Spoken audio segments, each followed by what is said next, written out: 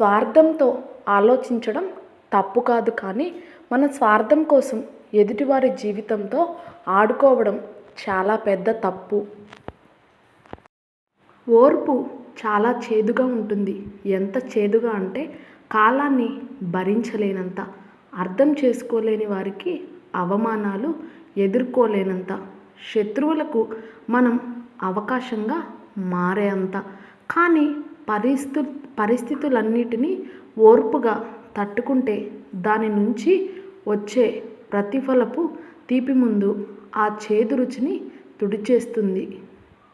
అలాంటి సమాజం గుర్తుపెట్టుకోవాల్సింది ఒక్కటే, కటిక దరిద్రంలో కూడా ధైర్యంగా వెలుగువైపు నడుస్తున్న వారికి మీరు అండగా ఉండకపోయినా కానీ అవమానిస్తూ అడ్డుపడకండి. ఈ రోజుల్లో ఉద్యోగం అనేది ఒక అలంకారంగా మారిపోయింది. ఆ ఉద్యోగమే లేకపోతే ఈ సమాజంలో మనల్ని గౌరవంతో కాదు కదా, కనీసం ఒక మనిషిలా కూడా గుర్తించదు ఈ లోకం. విమర్శించే వాళ్ళ కోసం నీ వ్యక్తిత్వాన్ని మార్చుకుంటే నిన్ను నీలా ఇష్టపడే ఎంతోమందికి నువ్వు దూరమైపోతావు. మన క్యారెక్టర్ గురించి ఒకరు వేలెత్తి చూపిస్తున్నారంటే దాని అర్థం వాళ్లకు నచ్చినట్టు నువ్వు బ్రతకడం లేదని, అంతేకాని నీ క్యారెక్టర్ చెడ్డదని కాదు. వాళ్ళు నీకన్నా గొప్ప నీతిమంతులని కాదు. ఈరోజే నీది, రేపనేది నీది కాదు. అది నీ చేతుల్లో లేదు. కాబట్టి ఇప్పటి నుంచి ప్రతి క్షణం నీ కోసం నువ్వు బ్రతుకు, నీలా నువ్వు బ్రతుకు.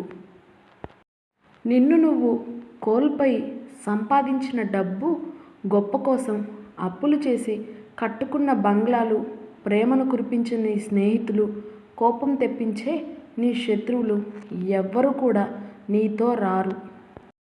ప్రాణం ఉన్నంత వరకే మట్టి నీ కాళ్ళ కింద ఉంటుంది. ప్రాణం పోయాక అదే మట్టి నీ శరీరం పైకి వస్తుంది. మోసం చేయడం తప్పైతే మోసపోవడం కూడా తప్పే. అది తెలుసుకొని అనుక్షణం అప్రమత్తంగా ఉండడం నేర్చుకో. వాళ్లకు నీతో అవసరం ఉన్నంత వరకే ఎవరితోనైనా నమ్మకంగా ఉంటారు. అవసరం తీరిపోయాక వెన్నుపోటు పొడుస్తుంటారు. గుర్తుపెట్టుకో. అలాగే ఎప్పటికైనా కష్టం వస్తే అప్పిచ్చి ఆదుకున్నప్పుడు దేవుడిలా కనిపించే నువ్వే అవసరం తీరిపోయాక రాక్షసుడిలా కనిపిస్తావు. ఈ లోకం తీరు అంతే. ఒకదాని నుంచి మరొక దానికి ఇష్టం వచ్చినట్లు దూకేస్తూ ఉంటాయి. వానలో నువ్వు తడవకుండా నీడగా ఉన్న నీ గొడుగే వాన ఆగిపోయాక మోయడానికి బరువుగా అనిపిస్తుంది. సముద్రంలోని అలలు, మధ్యతరగతి వాడి కలలు రెండూ ఒకటే. తీరం చేరినట్టే చేరి వెనక్కి తిరిగి వెళ్ళిపోతుంటాయి. కొంతమంది కేవలం మనల్ని కిందకి లాగి ఆనందించడం కోసమే పుడతారు. వారిలో 75% మన బంధువుల ఇళ్లలోనే పుడతారు. చచ్చాక శవానికి నిప్పు పెట్టే వారికంటే బ్రతికున్నప్పుడే మనసుకి నిప్పు అంటించేవారే ఎక్కువైపోయారు. చెట్టు ఎదిగితే పక్షులన్నీ చెట్టుపైకి చేరినట్టు నువ్వు ఎదిగితే కాదనిపోయిన వారందరూ వెతుక్కుంటూ వస్తారు.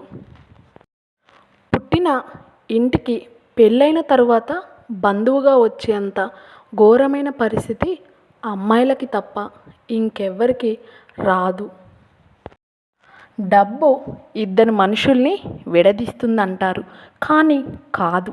డబ్బు వారి నిజస్వరూపాన్ని బయట పెడుతుంది. అంతే మిత్రమా. నెత్తికెక్కిన తలపొగురు దిగాలంటే 1 డబ్బైనా అయిపోవాలి, 2 జబ్బైనా రావాలి. అప్పటి వరకు ఎవ్వరు చెప్పినా వినరు. ఒక అమ్మాయి భవిష్యత్ తండ్రి చేతుల్లో ఉంటుంది, కానీ తన జీవితం తనకొచ్చే భర్త మీద ఆధారపడి ఉంటుంది. మనిషికి కోపం ఉండొచ్చు, కానీ మనిషిని వదులుకునేంత కోపం ఉండకూడదు. సినిమా బడ్జెట్ పెరిగిందని టికెట్ రేట్లు పెంచుతున్న ప్రభుత్వాలు వ్యవసాయ ఖర్చులు పెరిగాయని పంటకు రేట్లు ఎందుకు పెంచడం లేదు? ఓ రైతు ఆవేదన ఇది. ఇప్పుడు మందు తాగుదాం రమ్మని పిలిచే ఏ స్నేహితుడు రేపొద్దున ఆసుపత్రిలో నీ మంచం పక్కన పడుకోడు తాగుబోతు నేస్తాలతో. తస్మాత్ జాగ్రత్త. నువ్వు సహాయం చేసినోడే నీకు శత్రువు అవుతాడు. నువ్వు నమ్మినోడే నీకు వెన్నుపోటు పొడుస్తాడు. గుర్తుంచుకో మిత్రమా. ఏ విషయం పూర్తిగా తెలుసుకోకుండా తొందరపడి ఎవరిని నిందించుకో, దూరం చేసుకోకు. ఆ తర్వాత బాధపడేది నువ్వే.